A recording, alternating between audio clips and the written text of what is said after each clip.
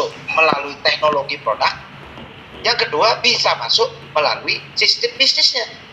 Jadi Bapak Ibu jangan menonton semua orang dipikul rata. Wah, semua orang diceritain produk aja mau nonton, atau semua orang diceritain bisnis aja. Jangan. Bapak Ibu wajib menceritakan semua ya secara umum. Habis itu kita bisa ketahui dari cinta kita, tanya Bapak Ibu. Jadi kalau bertanya jangan sampai nanya produknya bagus apa jelek.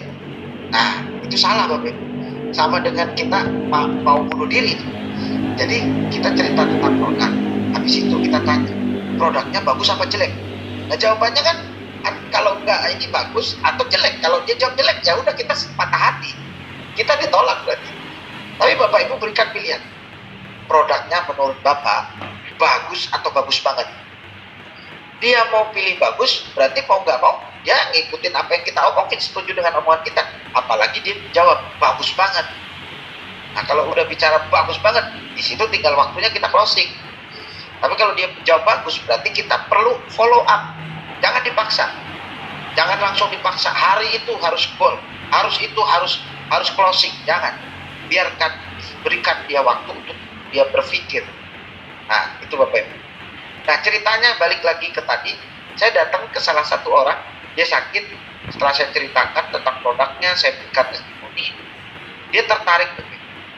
Dan dia bilang begitu, maaf Mas, saya itu sangat tertarik dengan produk ini. Apalagi di video-video tadi bagus banget. Cuman sayangnya saya nggak mau. Dia jawab gitu. Apa yang saya lakukan? Saya senyum dan saya ketawa. Bapak, saya bilang, di Indonesia ini manusia Bapak Ibu. Ya, ini Bapak Ibu perlu ketahui. Di Indonesia ini manusia Bapak Ibu, kalau dia dikatakan punya uang, di gimana pun caranya, walaupun kaki jadi kepala, kepala jadi kaki, dia akan mengusahain bagaimana caranya dia punya uang. Kalau dia katakan dia punya uang. Tapi kalau dia katakan gak punya uang, walaupun dia ada satu lemari, dia akan bilang, sorry bro, gua lagi gak punya uang. Itu orang Indonesia. Terbukti Bapak Ibu. Terbuktinya seperti apa? Saya bilang sama pasien yang saya tadi sampaikan materi saya tadi. Dia bilang gini, oke Bu, Bapak sama Ibu selama ini kalau berobat pakai apa? Oh, saya pakai rumah sakit bolak-balik. Istrinya udah diabetes udah 3 tahun. Bapaknya udah saraf kejepit udah 1 tahun. Berarti selama 3 tahun dia bolak-balik rumah sakit. Suaminya selama 1 tahun bolak-balik ke rumah sakit untuk menjalani terapi dan fisioterapi dan juga menebus obat. Dan itu tidak ada efek yang bagus atau tidak ada hasil yang bagus, masih begitu aja. Begitu terus, telat minum obat kambuh, telat minum obat kambuh. Cuman saya bilang sama dia, saya tanya sama dia, ini pakai ilmu the power of kepepet ya. Saya bilang, Bapak sama Ibu, pernah nggak selama ini Bapak sama Ibu berdoa sama Allah? Ya Allah, saya minta diberikan atau ditunjukkan dengan jalannya kesembuhan atas penyakit saya. Angkat penyakit saya, berikan saya jalan untuk bisa saya sehat kembali. Dia jawab suaminya, pernah Pak, kapan Bapak Ibu berdoa begitu? Dia bilang, hampir tiap hari. Terus ketemu sama jawabannya, belum Pak. Kenapa kok bisa belum? Ya buktinya saya sampai sekarang masih sakit. Saya tanya yang kedua, pertanyaannya yang kedua, Bapak pernah nggak dengar sebuah kisah, ada orang dari atas langit 1 karung uang? Pernah nggak? Nggak pernah Pak. Kok bisa nggak pernah? Ya nggak ada Pak. Di mana-mana itu melalui perantara. Nah itu jawab pertanyaan yang kedua.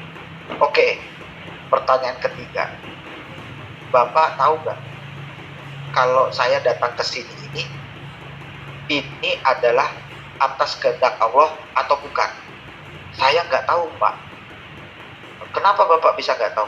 Ya karena kita nggak pernah tahu siapa yang diutus Allah atau yang digerakkan hatinya untuk menjadi perantara atas kesembuhan saya. Bagaimana caranya bisa tahu Pak? Ya nggak ada lagi Pak. Kalau caranya bisa tahu harus dicoba. Nah itu jawaban dia. Oke, kalau harus dicoba berarti artinya Bapak jangan pernah berharap untuk sembuh kalau ada yang menawarkan hal yang lebih baik dengan fakta-fakta dan dengan legalitas atau dengan dengan ada fakta berdasarkan testimoni, contohnya banyak yang sudah sembuh, terus Bapak nggak percaya, atau Bapak pikir-pikir, berarti artinya Bapak itu menutup ruang untuk kesembuhan Bapak sendiri. Oh iya ya, sekarang bicara Bapak nggak punya uang, ya, Bapak bicara nggak punya uang kan? Saya mau tanya Pak, tahu nggak apa yang akan terjadi nanti malam atau besok terhadap diri Bapak sama diriku? Dia bilang, ya nggak ada yang tahu lah Mas, katanya. Kenapa nggak tahu? Nggak mau, kan semuanya itu bicara takdir. Oke, bagaimana takdir? Amit-amit, bukan saya mendoakan. Bagaimana ternyata kalau Allah sudah menentukan takdir, amit-amit, Bapak besok pagi kolab, Ibu besok. Cuma aja kalau Allah udah berkehendak, itu jawaban dia. Oke, kalau seandainya besok Bapak kolab, Ibu kolab, Bapak harus dibawa ke ICU, ke UGD. Bapak Ibu nggak punya duit, nanti kan, iya saya nggak punya uang. Terus Bapak didorong dibawa ke rumah sakit. Pertanyaan saya, apakah Anda akan menolak ke dokternya? Dok, jangan saya dirawat, saya nggak punya duit, mendingan saya pulang lagi aja. Jangan saya disuntik, saya nggak punya duit, saya pulang aja. Kira-kira tolak seperti itu? Ya enggak lah Pak, kalau udah kolab. Loh, kan Bapak tadi nggak punya uang. Ya gimana lagi kalau udah seperti itu? Namanya udah kepepet, mau nggak mau, harus diadakan aja uangnya. Yang penting sembuh dulu. Jawaban dia. Dari situ saya sampaikan kepada mereka, Bapak, Ibu, itulah lucunya orang kita ini. Untuk dia ingin sehat, dia selalu berharap parah dulu. Untuk dia ingin sukses, dia selalu berharap ngelihat orang itu sukses dulu. Nah, itu kesalahan orang kita. Makanya banyak orang di Indonesia ini gak banyak yang sukses. Karena apa? Dia sibuk mencari bukti, bukan sibuk untuk menjadi bukti.